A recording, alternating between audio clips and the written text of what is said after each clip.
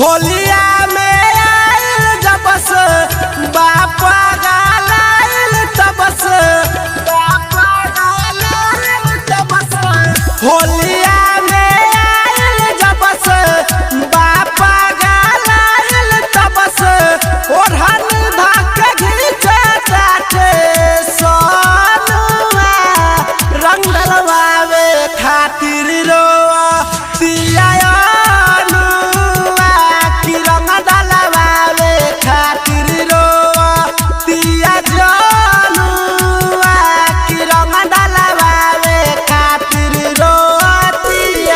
सनहिया recording studio कटसा। Holi है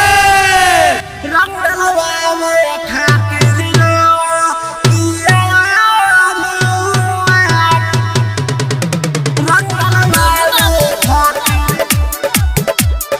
मीरगंज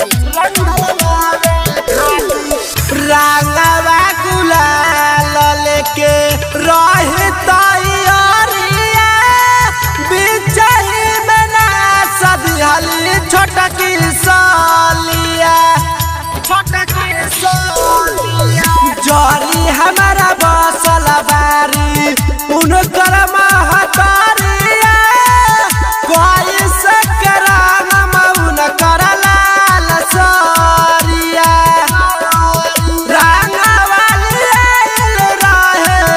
लेनुआ रंग डलवावे खातिर रोआ दिया अनुआ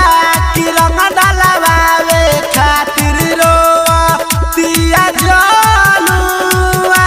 कि रंग डलवावे खातिर रोआ दिया होली है रंग डलवावे